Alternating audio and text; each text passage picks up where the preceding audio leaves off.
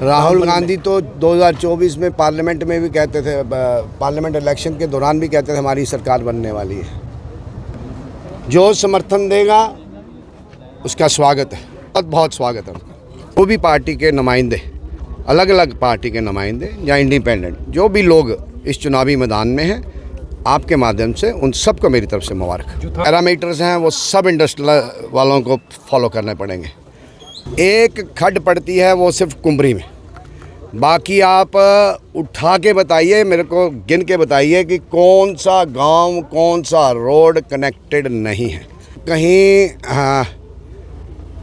कमी रही होगी, डिले हुआ होगा, मैं सहमत हूँ आपके से, मगर वो प्रोजेक्ट पाइपलाइन में है, प्रोजेक्ट सैंक्शनड है, अमाउंट सैंक्शनड है। जो भी कारण रहे होंगे उसको डिले करने के लिए जब लोग नुमाइंदा चुनेंगे, मैं विश्वास दिलाता हूं तुरंत उसके जो रही कही कसर है उस कसर को निकालेंगे। Bharatiya Janata party, Bharatiya Janata party, Bharatiya Janata party.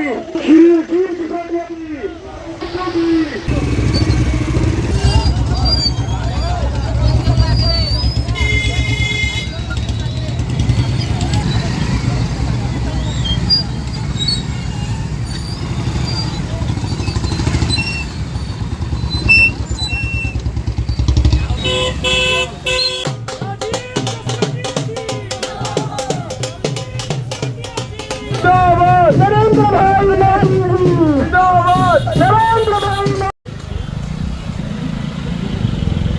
Banoti है।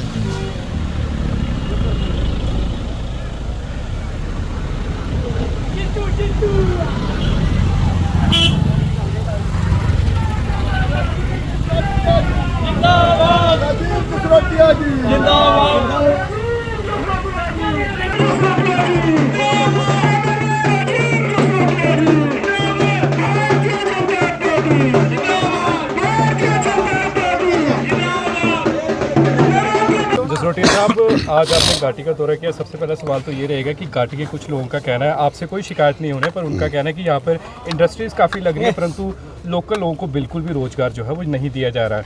आपके माध्यम से मेरा वादा है, घाटी नहीं जसरोटा कठुआ और ज़िला कठुआ के लोगों का, क्योंकि इसके एक पैरामीटर्स हैं। इंडस्ट्री के सरकार ने इंडस्ट्रियलाइजेशन स्कीम पॉलिसी लाई है, तो यहाँ के लोग कैसे रोज़गार हों, क्योंकि हबो हवा हमारी रिसोर्सेज, हमारे इंफ्रास्ट्रक्चर, हमारा जो पैरामीटर हैं 80-20 हो या 70-30 हो। अब हम चुनाव के समय में हैं, अगर जैसे नतीजे आते हैं, हमारी कमिटमेंट है सब साथियों के साथ कि जो पैरामीटर्स हैं वो सब इंडस्ट्रियल वालों को फॉलो करने पड़ेंगे। चाहे कि अगर लोकल एम्प्लॉयमेंट देनी है तो उनको देनी पड़ेगी। जो भी नॉर्म्स हैं उस नॉर्म्स को हम रिसोर्सेज एक्सप्लॉइट नहीं होने देंगे, ये मेरा वादा। कुमरी, कठेरा, ऊपर वाले सभी इलाकों का दौरा किया। सवाल ये रहेगा कि अभी तक सड़क की कनेक्टिविटी नहीं है, हालांकि आप भी वहाँ से गुजरे तो रास्ता नहीं था, खड्ड से गुजरना पड़ रहा है। तो मेरे को एक जितना भी इलाका है जो आज जसरोटा कॉन्स्टिट्यूंसी है, जो पिछले दिनों कठुआ कॉन्स्टिट्यूंसी थी, एक जसरोटा से ऊपर तक का रास्ता, उसके बाद बरनोटी वाला रास्ता, उसके बाद इंडस्ट्रियल एरिया वाला रास्ता, उसके बाद बरवाल वाला रास्ता, उसके बाद लोगेट वाला रास्ता, जंगलोट वाला रास्ता, फिर उसके बाद खरोट वाला रास्ता और फिर लास्ट में इंडस्ट्रियल स्टेट वाला रास्ता। एक खड पड़ती है वो सिर्फ कुंबरी में, बाकी आप उठा के बताइए, मेरे को गिन के बताइए कि कौन सा गांव, कौन सा रोड कनेक्टेड नहीं है। उनके जो ऊपर से जो जंगल के लिए रास्ता जाता है, सिर्फ एक ब्रिज कुंबरी और संगन में एक वेंटेड कॉसवे या ब्रिज कहो, या एक कुंबरी में जो ब्रिज चाहिए, वहाँ पूरा इलाका हमने कनेक्ट किया है। कहीं ना, क्योंकि हमारा 3-3.5 वर्ष का कार्यकाल रहा, जितना भी ये ऊपर वाला एरिया है इसको सबको इंटरकनेक्टेड कराने का हमने काम किया।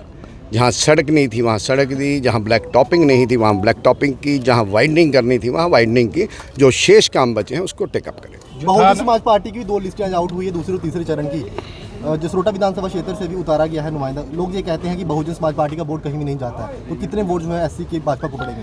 देखिए, लोकतंत्र की खूबी है, हर पार्टी अपने अपना एजेंडा, अपना अपना मैनिफेस्टो, अपनी अपनी आइडियोलॉजी को लेकर और अपने कामों के आधार पर इस लोकतंत्र के पर्व में अपना अपना नुमाइंदा उतारती है। वो अपना अपना प्रोग्राम लेके जाते हैं। अंतिम निर्णय लोगों को लेना होता है कि किसके पक्ष में वोट डालेंगे। जो भी पार्टी के नुमाइंदे, अलग अलग पार्टी के नुमाइंदे या इंडिपेंडेंट, जो भी लोग इस चुनावी मैदान में हैं, आपके माध्यम से उन सबको मेरी तरफ से मुबारक। जो थाना के पुल की बात की जा रही है कि पहले पिलर दिखाकर पिछले साल भी वोट लिए, एमपी इलेक्शन हुआ उसमें भी वोट लिए, तो इस बार किस तरह से जो है वो लोगों को सिर्फ पिलर दिखा देखो, कहीं कमी रही होगी, डिले हुआ होगा, मैं सहमत हूँ आपके से, मगर वो प्रोजेक्ट पाइपलाइन में है, प्रोजेक्ट सैंक्शनड है, अमाउंट सैंक्शनड है। जो भी कारण रहे होंगे उसको डिले करने के लिए जब लोग नुमाइंदा चुनेंगे, मैं विश्वास दिलाता हूं तुरंत उसके जो रही कही कसर है उस कसर को निकालेंगे। ठाकुर बलबीर सिंह का भी नाम जो है कांग्रेस के प्रत्याशी के रूप में आ रहा है जसरोटा विधानसभा से, तो किस तरह से देखते हैं कि कंपटीशन जो है वो बढ़ने वाला है, क्योंकि पहले सिर्फ राजीव जसरोटिया थे, उसके बाद ब्रिजेश्वर सिंह इंदू, अमरीश जसरोटिया, ठाकुर बलबीर सिंह का नाम ही आ गया। सब लोग अपने अपने विचार को लेकर इस चुनावी मैदान में, तो लोग फैसला करेंगे, कंपटीशन कड़ा होगा इस बार, लोग फैसला करेंगे। तो कहा है कि हमारी सरकार बनने जा रही है, नेशनल कॉन्फ्रेंस और कांग्रेस की। राहुल गांधी तो 2024 में पार्लियामेंट में भी कहते थे, पार्लियामेंट इलेक्शन के दौरान भी कहते थे हमारी सरकार बनने वाली है। उनका और हमारा अंतर देख लीजिए, यही हाल जम्मू कश्मीर में होने वाला है।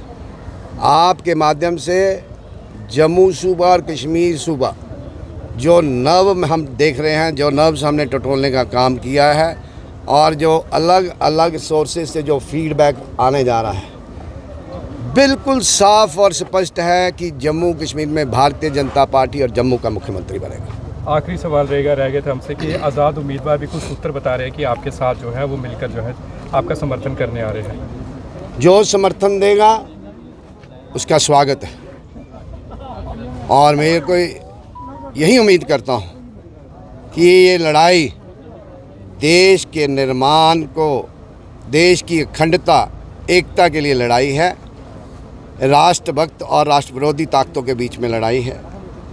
लोग फैसला करेंगे। अगर मेरे कोई साथी हमारे से जुड़ना चाहते हैं, हम भी चाहते हैं कि हमारा परिवार बढ़े, फूले और विस्तार हो, किसी भी विचार से हो। बात विचार की नहीं, विचार से भी उठकर इस देश के निर्माण की है, इस रियासत के निर्माण की है, जहां इस रियासत में अमन, शांति, भाईचारा, हिंदू, मुस्लिम, सिख, ईसाई मिलकर काम करें। पिछले दिनों देखा होगा, किचलू साहब का आपने बयान देखा होगा, प्रेस में बहुत बयान आया। जब उनका समय था वो करते थे। हमारा समय आया, हम पीस में विश्वास करते हैं, हम अमन में विश्वास करते हैं, हम शांति में विश्वास करते हैं, हम भाईचारा में विश्वास करते हैं। इसी मकसद को, इसी विचार को, यही हमारा विचार है, इसी विचार को लेकर हम आगे बढ़ रहे हैं। मतलब जो आज़ाद उम्मीदवार आपको समर्थन देगा तो आप उसके साथ बहुत बहुत स्वागत है।